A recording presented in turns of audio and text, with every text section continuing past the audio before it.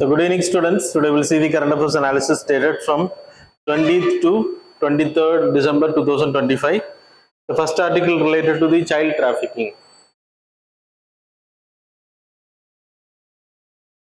So child trafficking வந்து இந்தியாவில் அதிகமாக இருக்கு அப்படின்ற வேர்ல்டு லெவலில் இந்தியாவில் ரொம்ப அதிகம். So child trafficking அப்படின்ற definition, it is related to human trafficking of child for labor, begging, அப்புறம் sexual abuse, அப்புறம் forced labor, not forced labor, illegal adoption. Forced labor இதுலயே வந்துடும். ஸோ இது வந்து it's a definition for child labour. இந்தியாவோட act படியும் universal இதுபடியும் child trafficking அப்படின்னா labour, குழந்தைங்களை வந்து கடத்தி லேபர் ஃபோர்ஸ் பண்ணுறது, பெக்கிங் அனுப்புறது, sexual abuse, illegal adaptations.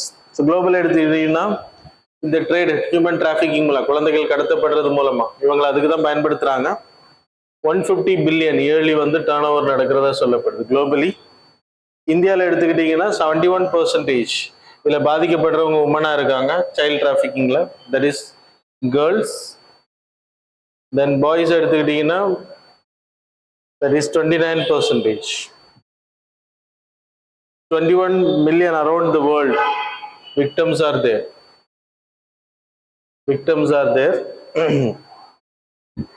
54% sexual abuse-னால பாதிக்கப்படுறாங்க.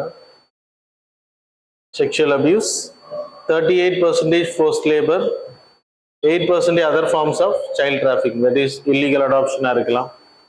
அது மாதிரியான adoption. 8 hours per day 8 human trafficking on child நடக்குது அப்படின்றாங்க வேர்ல்டு லெவல்ல.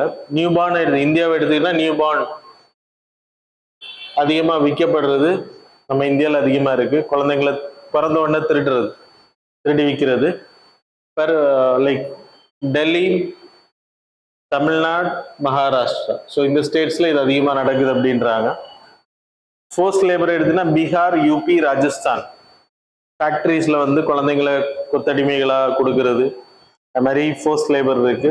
செக்ஸ் டிராஃபிக்கிங் வந்து அதிகமாக இருக்கக்கூடிய மாநிலங்கள் வெஸ்ட் பெங்கால், ஆந்திர பிரதேஷ், இவங்களெல்லாம் ப்ராஸ்டியூஷன். கர்நாடகா, தெலுங்கானா இதெல்லாமே பெக்கிங் கேட்டகரியில், பெக்கிங் ரிங்ஸாக ஆட் பண்ணுறாங்க. ஸோ டிஸ்ட்ரிக்ட் ஹெட் குவார்ட்டர்ஸில் விட்டு பெக்கிங் பண்ண வைக்கிறது குழந்தைங்களை. ஸோ வை ரீசன் என்ன அப்படின்னா பாவர்ட்டி, டெஸ்பரேஷன், வீக் லா என்ஃபோர்ஸ்மெண்ட். இந்தியாவில் இதுக்கான தடுப்புகள் ப்ராப்பராக கிடையாது. அதை என்ஃபோர்ஸ் பண்ணுறதுல கிரிட்டிகாலிட்டி இருக்குது. So we having provisions article 23 prohibition of human trafficking and child labour. So trafficking human beings and beggar, forced labors are strictly prohibited in India under 23 class 1. சரியா? So Juvenile Justice Act 2015 also talking about child related case வந்துச்சுன்னா அவங்க தான் எடுத்துப்பாங்க. அது மாதிரி Poxo Act is also talking about it, sexual abuse related. அது மாதிரி Immoral Traffic and Prevention Act 1956 Act is there. Child Commission for Protection of Child Rights இருக்கு. அது மாதிரி Child Adolescent Prohibition of Employment, Child Employment தடுக்கிறதுக்கு we having 2016 Act. அது மாதிரி National Child Labor Project இருக்கு. So குழந்தைங்களை தொழிலாளர்ல இருந்து மீட்டெடுக்கிறதுக்காக this project. And then Pencil Portal is there. இதெல்லாமே சொசைட்டி பேப்பர் ரொம்ப இம்பார்ட்டன்ட். இந்த datas are important for examination. Notes update பண்ணிக்கோங்க. அது மாதிரி united nation convention of rights of child, அதன் மூலம் அதில் நம்ம சைன் பண்ணியிருக்கோம். அந்த சிக்னேச்சர் அண்ட் ராட்டிஃபிகேஷன் நம்ம பண்ணியிருக்கோம். ஸோ அதை ராட்டிஃபை பண்ணுறது, இம்ப்ளிமெண்ட் பண்ணுறது தான் நம்ம national commission for protection of child rights வந்து கிரியேட் பண்ணப்பட்டு இதெல்லாமே நடைமுறைப்படுத்திட்டு இருக்கும்.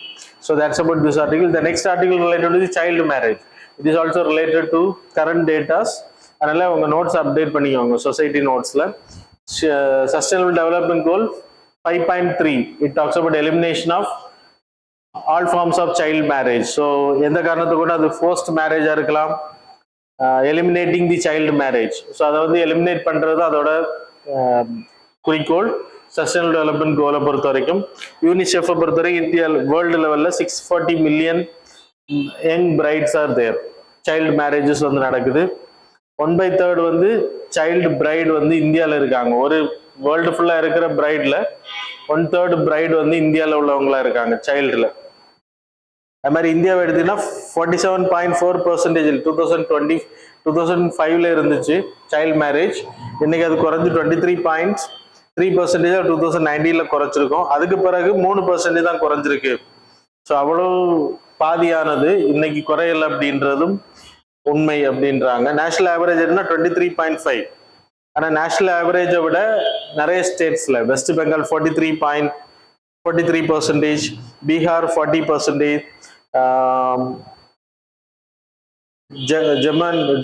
ஜார்க்கண்ட் வந்து 35%, தென் ஆந்திர பிரதேஷ் that is 33%, அசாம் 32%, திரிபுரா 39%. இது எல்லாமே வந்து நேஷனல் ஆவரேஜை விட அதிகமா இருக்கு இந்த மாநிலங்களில் நடக்கு. தமிழ்நாடு எல்லாமே அது கீழே தான் இருக்கு. So that's a important thing. அப்புறம் இதுக்கான லைக் ஏன் சைல்டு மேரேஜ் காசஸ் எடுத்துக்கிட்டீங்கன்னா எஜுகேஷன் ஒரு காரணமா இருக்கு. படிக்காத பெண் குழந்தைகளை தான் அதிகமாக கல்யாணம் பண்ணி கொடுக்குறாங்க சின்ன வயசுல அப்படின்ட்டு. 48% படிச்சவங்களையும் கல்யாணம் பண்ணி கொடுக்குறாங்க. படிக்காதவங்க 48% no education are married in early age. 40% poverty நிமித்தமாக கல்யாணம் பண்ணி கொடுக்குறாங்க. 8% ஈவன் ரிச்சஸ்ட் ஃபேமிலி. அப்போ ரிச்சஸ்ட் ஃபேமிலியில கம்மியா இருக்கு. அப்போ வறுமை படிக்காததான் மெயின் ரீசனா இருக்கு அப்படின்றத நீங்க மென்ஷன் பண்ணலாம். இதை கண்ட்ரோல் பண்ற we having act prevention of prohibition of child marriage act 2006 act இருக்கு. அது மாதிரி POCSO act. So what we are doing, we are creating awareness regarding this. Bal Mukt Bharat அப்படின்ற அபியான் அப்படின்ற ஒரு அவேர்னஸ் கேம்பெயின். அப்படின்னா குழந்தைங்களுக்கு வந்து சின்ன வயசுல கல்யாணம் பண்ணி கொடுக்குறேன் என்னென்ன ப்ராப்ளம்ஸ் வருது அப்படின்றத வளர்ந்தவங்களுக்கு சொல்றது, பேரண்ட்ஸுக்கு வந்து அவேர்னஸ் கிரியேட் பண்றது. அதன் மூலமா இந்தியா முழுவதும் 54,917 prohibition prevention of child marriage officer, அது வந்து எல்லா இந்த prevention of child marriage act, இந்த ஆக்ட் 2006ல உருவாக்கப்படும் போது இதுல ப்ராகிபிஷன் ஆஃபீஸர் ஒருத்தர் அப்பாயின்ட் பண்ணப்படணும். Prevention officer, child marriage prevention officer, அவரை வந்து அப்பாயின்ட் பண்ணியிருக்காங்க இந்த ஆக்ட் அடிப்படையில். சரியா? அப்புறம் 1520 ரிப்போர்ட்டட் சைல்டு மேரேஜஸ் வந்து ப்ரிவென்ட் பண்ணியிருக்காங்க. And central schemes are there, Beti Bachao பேட்டி படம். அப்புறம் ஸ்டேட்ஸ் வைஸ்லயும் ஸ்கீம்ஸ் வச்சிருக்கோம் குழந்தை திருமணத்தை தடுக்கிறதுக்காக. So that's about this article. Next article related to the rupee depreciation ஆகிறது. Now it is appreciating 91 point, last week it went 91.07%, 07க்கு போச்சு டாலருக்கு. ஒரு டாலருக்கு நிகரான இந்தியன் ருபி அது வந்து திருப்பி 89 வந்துருச்சு. அதுக்கான ரீசன் என்ன அப்படின்றத இந்த ஆர்டிகிள். ஸோ டிப்ரிஷியேட் ஆகுறதுக்கான ரீசன் வந்து நம்ம இந்தியாவோட domestic factor as well as global factor. Global ஃபேக்டரை எடுத்துக்கிட்டீங்கன்னா யூஎஸோட டாலர் வந்து ரொம்ப ஸ்ட்ரென்தனிங் ஆகுது. அதுக்கான காரணம் யூஎஸ் வந்து அவங்களோட இன்ட்ரெஸ்ட் ரேட்டை அதிகப்படுத்துறாங்க, சேவிங்ஸ் இன்ட்ரெஸ்ட். ஸோ யூஎஸ் வந்து it's stable government, stable economy. So invest பண்ண அதிகமான நிலையான ஒரு ப்ராஃபிட் கிடைக்கும் அவங்களுக்கு. ஸோ அதனால எல்லாரும் என்ன பண்ணுவாங்கன்னா இந்தியா போன்ற டெவலப்பிங் கண்ட்ரீஸ்ல இன்வெஸ்ட் பண்றது இட்ஸ் அ ரிஸ்க். ஸோ அங்கேருந்து வித்ட்ரா பண்ணிட்டு they will go and invest in US stock market, US ப்ராஜெக்ட்ஸ்ல இன்வெஸ்ட் பண்ண. ஸோ எஃப்ஐஏ அதிகமாக வெளியில போனாங்க, அது ஒரு ரீசன். அண்ட் டாலர் வந்து ஸ்ட்ரென்தனிங் ஆகுது, நிறைய பேர் பர்ச்சேஸ் பண்றாங்க அப்படின்றப்போ dollar will get strengthen and அதோட டிமாண்ட் அதிகமாகுது. டொமஸ்டிக் எடுத்துக்கிட்டீங்கன்னா நான் எஃப்ஐஏ சொன்னேன் உங்களுக்கு, ஃபாரின் இன்ஸ்டிடியூஷனல் இன்வெஸ்டர்ஸ்ல ஃபாரின் போர்ட்ஃபோலியோ இன்வெஸ்ட்மெண்ட்ஸ் அதிகமாக வித்ட்ரா பண்ணது, இந்தியால இருந்து அவங்க வெளியில போனது. So selling off their shares. அப்போ நம்ம என்ன பண்ணணும்னா உங்களுக்கு டாலர்ல பே பண்ணணும். அப்போ டாலரோட டிமாண்ட் அதிகமானதுனால again dollar is strengthening. So இதான் மெயின் ஃபேக்டரா சொல்லப்படுது. ஸோ ஆர்பிஐ இதுல இன்டர்வீன் பண்ணாங்க. என்ன பண்ணாங்க அப்படின்னா அவங்களோட ஃபாரெக்ஸ் ரிசர்வ்ல இருக்கக்கூடிய டாலரை வந்து மார்க்கெட்ல சப்ளை பண்ண ஆரம்பிச்சாங்க. ஸோ அதன் மூலமா டாலரோட டிமாண்டை கம்மி பண்றது அகெயின்ஸ்ட் ருப்பியை வந்து இது பண்ணாங்க. ஜப்பான் வந்து ஒரு ஹெல்ப் பண்ணாங்க. தட் இஸ் அடுத்த ஆர்டிகிள்ல அதான் போட்டிருக்கேன். அதனால I am going to explain here it self. Carry trade அப்படின்னா அடுத்த ஆர்டிகிள் என் கேரி ட்ரேட், நீங்க அதை சேர்த்தே படிச்சுக்கோங்க. ஸோ என் கேரி ட்ரேட் அப்படின்னா இப்போ ஜப்பான் எடுத்தீங்கன்னா deflated country, so no inflation, அங்கே இன்ஃப்ளேஷன் வந்து 0, டீஃப்ளேஷன் அதிகமாக இருக்கும். அதனால ஜப்பான் என்ன பண்ணியிருப்பாங்க அப்படின்னா பேங்க்ல டெபாசிட் பண்ணால் மைனஸ் இன்ட்ரெஸ்ட் ரேட் போட்டிருப்பாங்க, இல்லைன்னா 0 இன்ட்ரெஸ்ட் ரேட்ஸ். அப்போ அங்கே கடன் வாங்கினாலும் 0 இன்ட்ரெஸ்ட். ஏன்னா இன்ஃப்ளேஷன் வேணும் அப்படின்றதுக்காக இன்ட்ரெஸ்ட் ரேட்டே கிடையாது அங்கே. இல்லைன்னா ஒரு minimum amount of interest rate will be there. அது சார்ஜஸ் மாதிரி கலெக்ட் பண்ணுவாங்களே தவிர இன்ட்ரெஸ்ட் ரேட் கிடையாது.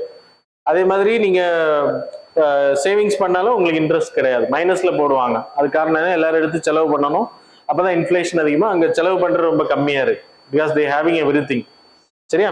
ஸோ அந்த 0 இன்ட்ரெஸ்ட் ரேட் போட்டுக்கிறதுனால வெளிநாட்டில் இருக்கிறவங்க என்ன பண்ணுறாங்க அப்படின்னா இங்கேருந்து கடன் வாங்குறாங்க. கம்மியான வட்டி கடன் வாங்கி மினிமம் அமௌண்ட் இருக்கும், அதனால இல்லைன்னு கிடையாது, மினிமம் அமௌண்ட் இருக்குது. அதை வாங்கி என்ன பண்ணுறாங்கன்னா யூஎஸ், இந்தியா போன்ற நாடுகள் இன்வெஸ்ட் பண்ணுறாங்க. இந்தியாவில் இன்வெஸ்ட் பண்ணால் it will give benefit for India. So it's not a joke. So யூஎஸ்ல இன்வெஸ்ட் பண்ணும்போது இன்னும் யூஎஸ் டாலரோட டிமாண்ட் வில் இன்க்ரீஸ். அதனால என்ன ஆகுது அப்படின்னா இன்னும் டாலர் ஸ்ட்ரெந்தனிங்காக ருப்பி வில் கெட் வீக்கன். அப்போ automatically it will affect Indian market. அப்போ இப்போ ஜப்பான் என்ன பண்ணாங்க அப்படின்னா அவங்க டிஃப்ளேஷனரி ட்ரெண்டை மாற்றுறதுக்காக they introduce inflationary trend control பண்ணுறதுக்காக இன்ட்ரெஸ்ட் ரேட் வந்து இன்ட்ரடியூஸ் பண்ணாங்க ஃபர்ஸ்ட் டைம். முன்னாடி பண்ணியிருக்காங்க. ஸோ இன்ட்ரெஸ்ட் 0லேருந்து இன்ட்ரெஸ்ட் ரேட் போட ஆரம்பிச்சாங்க லோனுக்கு எல்லாமே. அப்போ என்ன ஆகும், இங்கே கடன் வாங்குறது கம்மியாகும். இங்கே கடன் வாங்குறது கம்மியானா இந்தியன் மார்க்கெட்ல யூஎஸ் மார்க்கெட்ல இன்வெஸ்ட் பண்றது கம்மியாகும். அப்போ dollar will get not strengthen. So demand of dollar will not be there. So automatically என்ன ஆகும்னா ருபிக்கு வந்து அந்த ரிஸ்க் இருக்காது.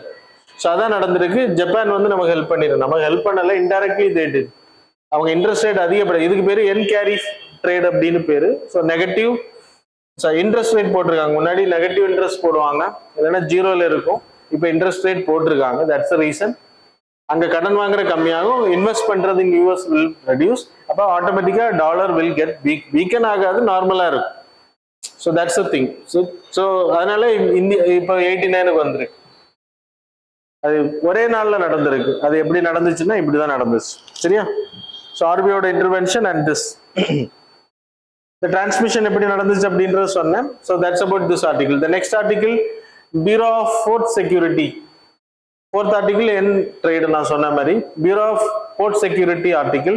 It is related to merchant shipping act. ஏர்போர்ட்ல எல்லாம் உங்களுக்கு Bureau of Aviation, Port Aviation இருக்கும். அது எதுக்கு அப்படின்னா CSF தான் இருப்பாங்க. அதை கண்ட்ரோல் பண்ற, ரெகுலேஷன் பண்றது. இப்போ சிபிஐ மாதிரி ஒரு body to control the aviation, அதை ரெகுலேட் பண்ற எக்ஸ்சேஞ்ச். அதே மாதிரி போர்ட்டுக்கு வந்து இப்போ கிரியேட் பண்ணியிருக்காங்க national merchant shipping act 2025 act pass ஆகும்போது இந்தியாவில் இருக்கக்கூடிய அத்தனை போர்ட்ஸுங்க இதை கிரியேட் பண்றாங்க. ஸோ அவங்க தான் இனி என்ன பண்ணுவாங்கன்னா, இது வரைக்கும் சிஏஎஸ்எஃப் ஆஃபீஸர்ஸ் இருந்தாங்க, அந்த ஜாவன்ஸ் இருப்பாங்க. ஸோ அதுக்கு பதிலாக இப்போ வந்து an IPS officer will be appointed by this group. So home ministry கீழே வராது. இப்போ உங்களுக்கு என்னன்னா எல்லாமே ஹோம் மினிஸ்ட்ரி கீழே தான் வரும், எல்லா செக்யூரிட்டி ஃபோர்ஸஸும். ஏவியேஷனும் ஹோம் மினிஸ்ட்ரி கீழே வராது, இதுவும் ஹோம் மினிஸ்ட்ரி கீழே வராது. So it's a separate. They can regulate it, regulatory oversight பண்ணுவாங்க எப்படி அந்த ஃபங்க்ஷனிங் நடக்குது அப்படின்றது. இது இல்லாமல் கஸ்டம்ஸ்ல இருக்கக்கூடிய ப்ராப்ளம்ஸை களைய முடியும். இன்டெலிஜென்ஸ் எக்ஸ்சேஞ்ச் டேட்டாஸ் வந்து கிடைக்கும் உங்களுக்கு, வெளிநாடுகள்ல இருந்து கடத்திட்டு வர்றது. சைபர் செக்யூரிட்டி ரிலேட்டடாகவும் அவங்க ஒரு விங் கிரியேட் பண்ணுவாங்க. So that's about private security பீப்புளையும் இதில் பப்ளிக் பிரைவேட் பார்ட்னர்ஷிப் மூலமா யூஸ் பண்றதுக்கான வாய்ப்புகள் அதிகம். So not only on governments. So that's about this article. இது அவ்வளோ இம்பார்ட்டன்ட் கிடையாது, பட் தெரிஞ்சுக்கோங்க. The next article, data exclusivity. இந்தியாவில் பார்மசூட்டிக்கல் செக்டார், பார்மசூட்டிக்கல்ல வந்து data exclusivity. So we have studied in international relation, WTOல படிச்சிருக்கோம். டேட்டா எக்ஸ்க்ளூசிவிட்டினா ஞாபகம் இருக்கா? ஓகே, ஞாபகம் இல்லைன்னா இங்க பார்க்க மாட்டீங்க. ஓகே, டேட்டா எக்ஸ்க்ளூசிவிட்டி அப்படின்னா ஒரு மெடிசின் தயாரிக்கிறாங்க, ஒரு கம்பெனி வந்து ஒரு மெடிசின் தயாரிக்குது, ஒரு ஏ கம்பெனின்னு வச்சுக்கோங்க. they are finding out a medicine for COVID or something, cancer or any medicines. அப்போ அவங்க வந்து அதுக்கான கிளினிக்கல் ட்ரையல்ஸ் எல்லாம் பண்ணியிருப்பாங்க. இந்த கிளினிக்கல் ட்ரையல்ஸ் எல்லாம் அவங்க சப்மிட் பண்ணணும். ஏன்னா ட்ரக் ரெகுலேட்டரி அத்தாரிட்டிக்கு வந்து சப்மிட் பண்ணி அவங்க அப்ரூவல் வாங்கினதுக்கு பிறகுதான் அவங்க வந்து மருந்தை வந்து ரிலீஸ் பண்ண முடியும். இந்த கிளினிக்கல் ட்ரையல்ஸ் எல்லாமே வந்து என்ன பண்ணுவாங்க அப்படின்னா முதல்ல இங்கே சப்மிட் பண்ணிடுவாங்க. சப்மிட் பண்ணதுக்கு பிறகு they will get approval. இப்போ இந்தியா போன்ற நாடுகள்னா 20 years of patent rights is there. America போன்ற நாடுகள்னா 10 years of patent rights. So இந்த பேட்டன்ட் ரைட்ஸ் டைம் பீரியட்ல வேற யாரும் இந்த மெடிசனை, if it is a good medicine, so தயாரிக்க முடியாது, வேற யாருமே அதை யூட்டிலைஸ் பண்ண முடியாது. சப்போஸ் இந்த பேட்டன் ரைட்ஸ் முடிஞ்சதுக்கு பிறகு இந்தியன் கம்பெனிஸுக்கு ஒரு வாய்ப்பு இருக்கு. ஸோ பேட்டன் ரைட்ஸை வந்து வயலேட் பண்றது, தட் விச் மீன்ஸ் முடிஞ்சதுக்கு பிறகு they can get the copy of this drug and they can produce it. அதுக்கு வந்து அவங்க வந்து ரெண்டு ஆப்ஷன்ல பண்ணலாம். ஒன்று வந்து அவங்க டேட்டாஸை வச்சு அந்த மெடிசனை தயாரிக்கிறது, அவங்க கிளினிக்கல் ட்ரையல்ஸை வச்சு காப்பி அடிச்சே கொண்டு போய் அப்ரூவல் வாங்குறது. ரெகுலேட்டரி கிட்ட அப்ரூவல் வாங்கணும், அப்ரூவல் வாங்கினா தான் செயல்படும். இல்லைன்னா அவங்களே என்ன பண்ணோம், கிளினிக்கல் ட்ரையல் பண்ணணும். இதுல என்னன்னா Indian companies, pharmaceutical company 90% generic medicine தயாரிக்கிறதா விரும்புகிறோம். Plus they are copying the clinical trials of the countries. அப்போ ட்ரிப்ஸ் பிளஸ் மிஷன், ட்ரிப்ஸ் பிளஸ்ல அமெரிக்கா டிமாண்ட் பண்ணிட்டு இருக்கணும். அது மாதிரி நம்ம கூட அக்ரிமெண்ட் சைன் பண்ணுவோம், அவங்க டிமாண்ட் பண்ற RCEP-ல டிமாண்ட் பண்றதும் data exclusivity on IPR. Data exclusivity என்ன அப்படின்னா, இப்போ டேட்டா எக்ஸ்க்ளூசிவிட்டியில நம்ம சைன் பண்ணிட்டோம், அதுல சைன் பண்ணிட்டோம் அப்படின்னா நம்ம எந்த காரணத்தை கொண்டும் இன்னொரு கம்பெனியோட கிளினிக்கல் ட்ரையல்ஸ் வந்து நமக்கு கிடைக்காது. அப்ப இந்த ட்ரக் ரெகுலேட்டரி வந்து கொடுக்க மாட்டாங்க ஒரு குறிப்பிட்ட டேர்ம், அதுக்கும் ஒரு டென்யூர் கொடுத்துருப்பாங்க, ஒரு 10 years 5 years. அப்ப அந்த டேட்டா வந்து இவங்களுக்கு கொடுக்க மாட்டாங்க. ஸோ இவங்க என்ன பண்ணணும், அந்த மெடிசனை காப்பி பண்ணாலும் if they need to get permission, approval வாங்கணும் அப்படின்னா they need to give clinical trials report. அப்ப கிளினிக்கல் ட்ரையல்ஸ் அவங்க தனியா பண்ணணும். It's very lengthy process and huge investment is needed. அதனால ஜெனரிக் மெடிசன் இண்டஸ்ட்ரி வந்து பாதிக்கப்படும் அப்படின்றது தான் இங்க ப்ராப்ளம். ஆனா இன்னைக்கு வரைக்கும் நம்ம டேட்டா எக்ஸ்க்ளூசிவிட்டி சைன் பண்றது கிடையாது எந்த நாடு கூடயும். இதனால என்ன பண்றாங்க அப்படின்னா, இப்போ இந்தியன் கவர்மெண்ட் என்ன பண்றாங்க அப்படின்னா அதை கொண்டு வரலாம் அப்படின்னு இப்போ திங்க் பண்றாங்க. கொண்டு வந்தாங்கன்னா இந்தியா வந்து ஹியூஜ் எக்ஸ்போர்ட்டர் ஆஃப் பார்மசூட்டிக்கல்.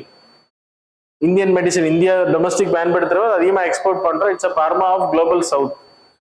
அதெல்லாம் நம்ம கரெக்டாக தான் போடுறோம். டேட்டா எக்ஸ்க்ளூசிவிட்டி வந்துருச்சுன்னா எல்லாம் போயிடும். ஏன்னா எந்த கம்பெனியுமே கிளினிக்கல் ட்ரையல்ஸ் நிறைய பண்றது கிடையாது, பண்ண மாட்டாங்கன்னு சொல்லல.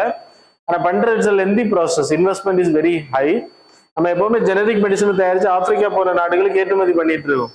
ஆனா இனிமே இது வந்துருச்சு அப்படின்னா அது வந்து பாதிக்கப்படும் அப்படின்றதான் இங்க நியூஸ். ஸோ கவர்மெண்ட் வந்து அதை திங்க் பண்றாங்க, டேட்டா எக்ஸ்க்ளூசிவிட்டி கொடுக்கலாமா வேணாமா அப்படின்றது. we need to wait and see what will happen. But நீங்க அன்னைக்கு படிச்சது ஞாபகம் வச்சிருக்கீங்க. குட். நியூசிலாந்து கூட we have signed, சைன் பண்ணலன்னா முடிச்சிருக்கோம், பேச்சுவார்த்தை பண்ணி முடிச்சிருக்கோம் FTA. நியூசிலாந்து அந்த அளவுக்கு நமக்கு பெனிஃபிட்டான்னு கேட்டாச்சுன்னா it's a surplus for us. Tariff வந்து ரொம்ப கம்மியாங்க, நமக்கு ஏற்கனவே டேரிஃப் ரொம்ப கம்மியாக தான் போடுறாங்க. 1.3 பில்லியனுக்கான ட்ரேட் வந்து இயர்லி நம்ம பண்ணிட்டு இருக்கோம் பைலேட்ரலி. அதில் யார் சர்ப்ளஸ்ன்னா நம்ம தான், நமக்கு தான் சர்ப்ளஸ் ட்ரேடு.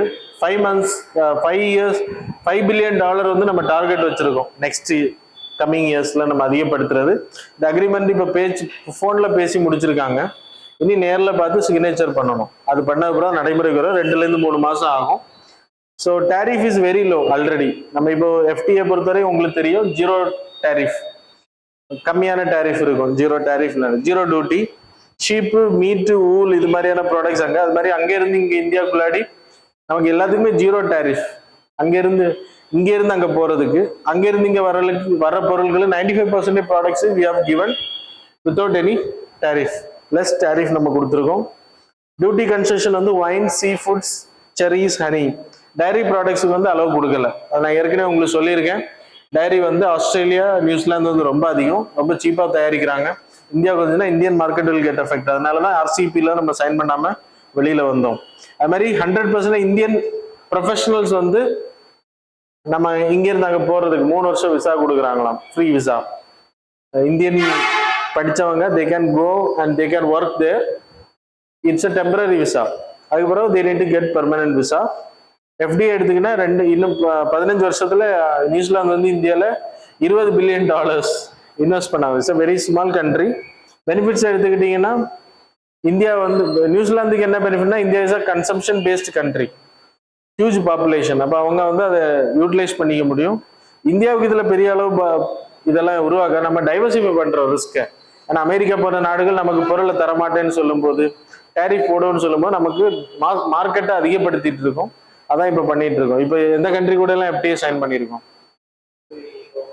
UAE 2022, ஒமன், அப்புறம் இப்போ இந்த கண்ட்ரி. ரீசெண்டாக உள்ள சொல்லுங்கன்னா 10 வருஷத்துக்கு முன்னாடி உள்ள சொல்லுங்க. Okay, so that's about this article. The next article, reforming fertilizers. Fertilizer வந்து நம்ம இந்தியாவில் சப்சிடிஸ் வந்து ரிஃபார்ம் பண்ணால், அது ஆல்ரெடி நம்ம டிபேட்ல தான் இருக்கு. இன்னைக்கு வரைக்கும் அது சொல்யூஷன் கிடையாது. ரிஃபார்ம் பண்ணணும்னு தான் நம்ம பேசிட்டு இருக்கோம். இந்தியாவோட agricultural contribution to our GDP 16.1%. Employment எடுத்தீங்கன்னா 46%. 16% of our GDP, 16.1% of GDP agriculture contribute பண்ணுது. 46% வந்து பீப்புள் எம்ப்ளாய்மெண்ட் வந்து கொடுக்குறாங்க, அக்ரிகல்ச்சர்ல வேலை செய்யறவங்க இருக்காங்க. ஸோ இதோட விலையை நம்ம குறைக்கணும், ஃபார்மர்ஸோட இன்கம் டபுள் பண்ணணும்னு டார்கெட் வச்சிருக்கோம். டபுள் பண்ணணும்னா அவங்களோட இன்புட் காஸ்ட் குறையணும். இன்புட் காஸ்ட் அவங்க என்னெல்லாம் பண்ணுவாங்க, வாட்டர், எலக்ட்ரிசிட்டி, அப்புறம் சீட்ஸ் வாங்குவாங்க, ஃபெர்டிலைசர் வாங்குவாங்க. இந்த மாதிரியான விஷயங்களுக்கு மட்டும்தான் அவங்க என்ன பண்ணுவாங்க, இன்புட் காஸ்ட் போடுறாங்க.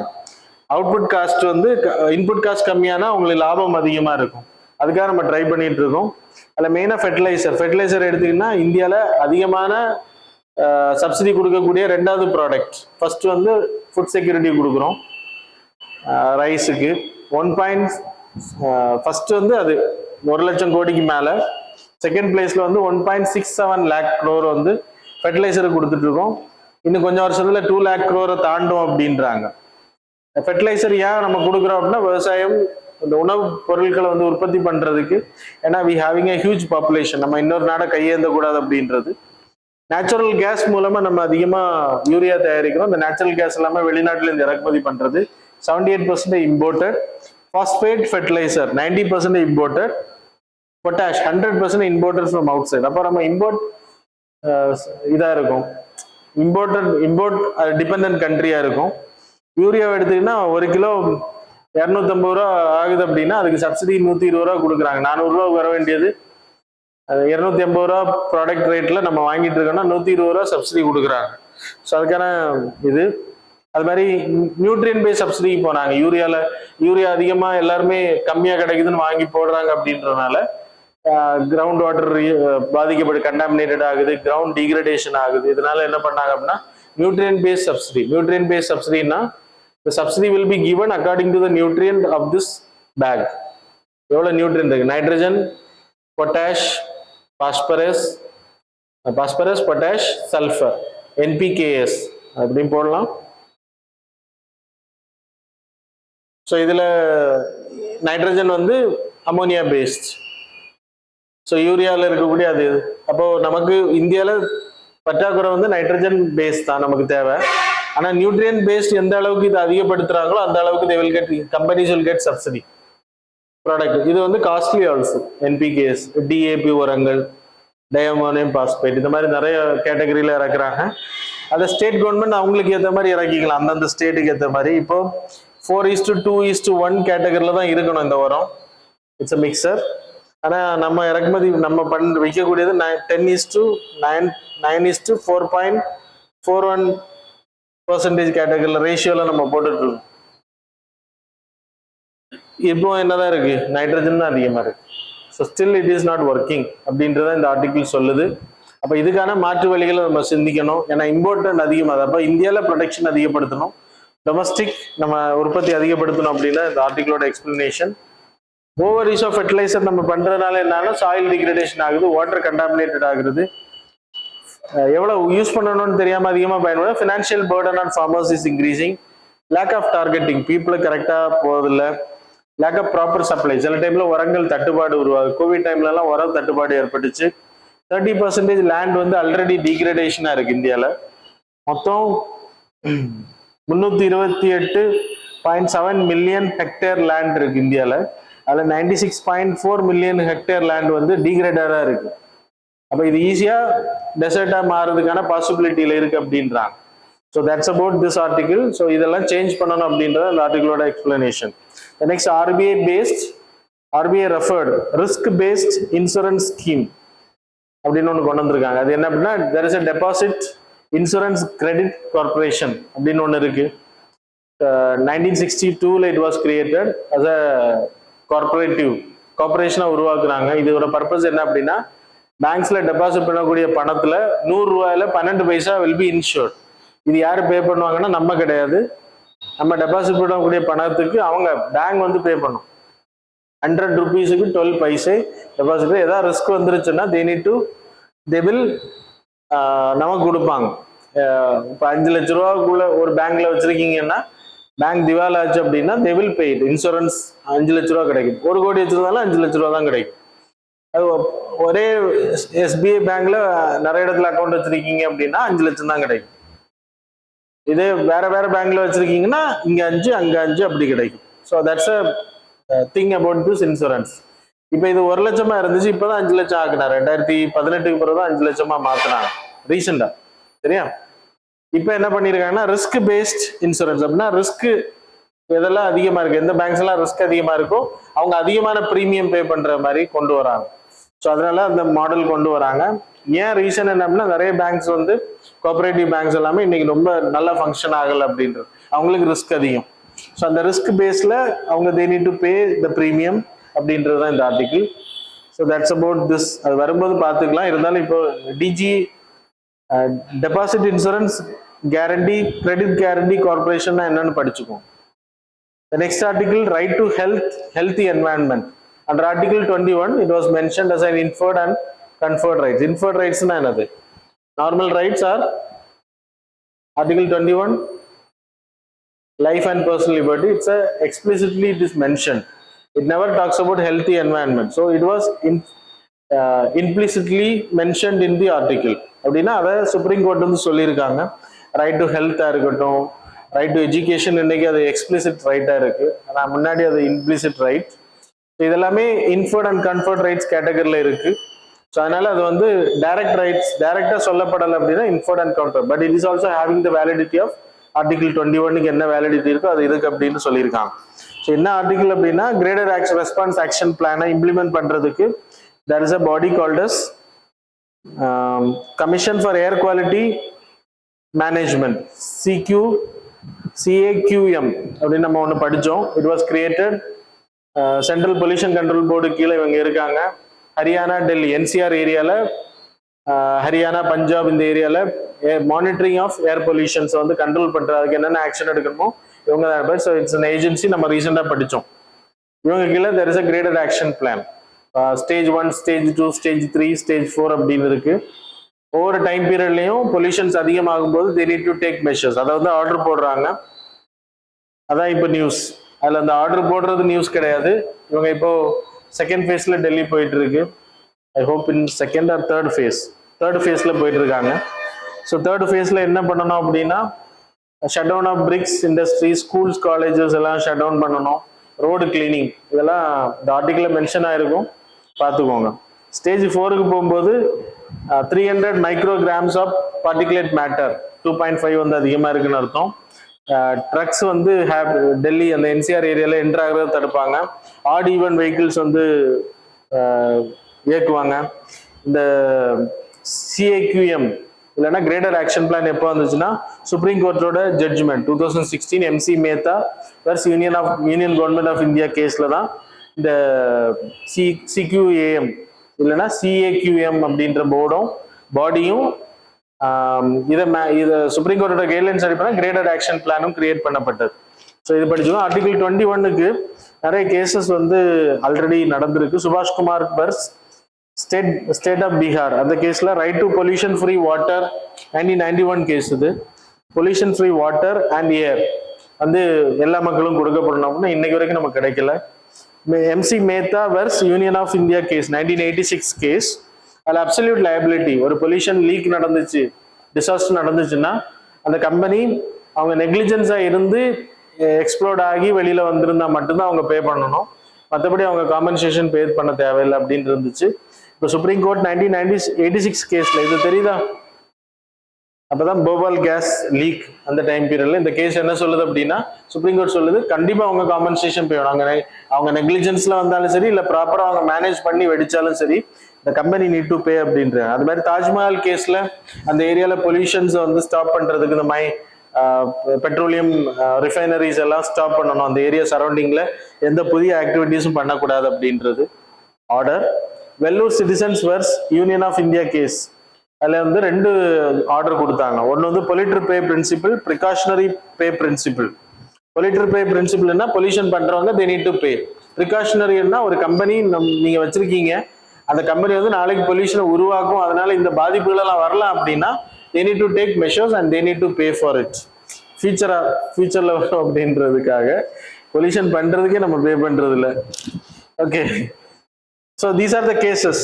அது மாதிரி ரீசெண்ட் ஜட்ஜ்மெண்ட் வந்து 2022ல MK Ranjit versus union of India கேஸ்ல free from adverse effects of climate change.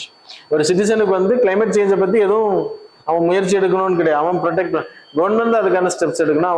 அவன் ஹீட் அதிகமாகறதுனாலேயோ இல்லை குளிர் அதிகமாகறதுனாலேயோ ஒரு சிட்டிசனால எதுவும் பண்ண முடியாது. அப்போ கவர்மெண்ட் நீட் டு டேக், அவனை பாதுகாக்க வேண்டிய கட்டாயம் கவர்மெண்ட்டுக்கு அப்படின்னு ஆர்டர் கொடுத்தாங்க. கொடுத்து என்ன பிரயோஜனம்?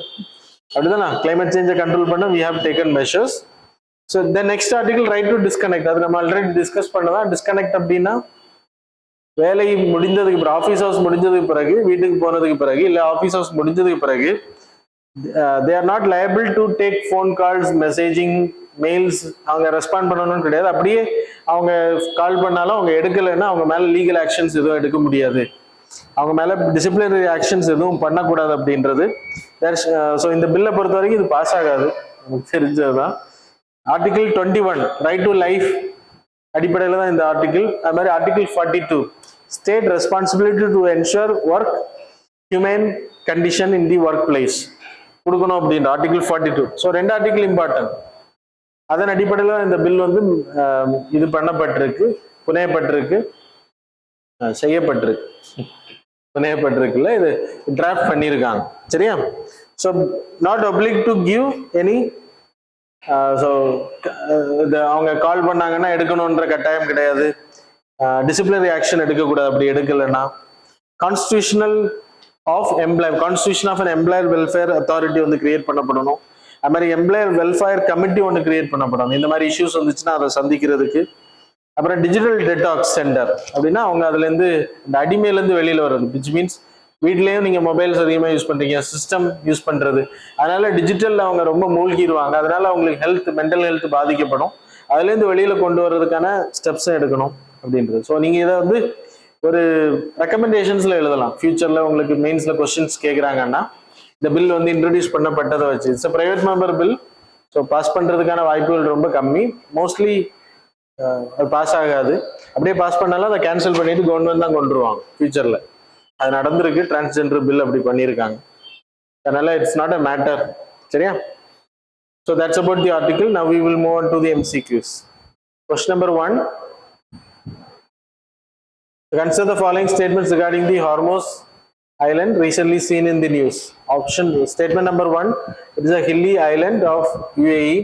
Statement number 2, the landscape of Hormuz Island is mostly red in color. So select the correct answer is in the code given below. Options are A, 1 only, B, 2 only, C, both, D, neither. Question number 2, the desert cyclone, exercise desert cyclone 2 is a joint military exercise between which of the following countries? Options are A, India, Russia, B, India, Afghanistan, C, India, USA, D, India, UAE. Question number 3, with reference to the Animal Husbandry Infrastructure Development Fund, consider the following. Statement number 1, farmers producer organization. Statement number 2, private companies. Statement number 3, individual entrepreneurs. Statement number 4, micro MSME. So how many of these statements given above are eligible beneficiaries under the Animal Husbandry Infrastructure Development Fund? So options are A, only 1, B, only 2, C, only 3, D, all of the above. Question number 4. Consider the following statements regarding the Chana boy recently seen in the news. Statement number 1, it is a new species of snakehead fish. Statement number 2, it was discovered in Western Ghats. Select the correct answer using the code given below. Options are A, 1 only, B, 2 only, C, both, D, neither. Question number 5. Consider the following statements regarding Duru 64. Statement number 1, it is a fully indigenously developed microprocessor of India. Statement number 2, it is developed by India's Institute of Science, Bengaluru, under the Microprocessor Development Program. So how many of these statements given above are correct? Options are A, 1 only, B, 2 only, C, both, D, neither. So that's all about the questions. Now we will see the answers for the previous. Question number 1, answer is C. Question number 2, answer is D. Question number 3, answer is B. Question number 4, answer is D. Question number 5, answer is B. So that's all about the current affairs and MCQ. Thanks a lot for joining with us.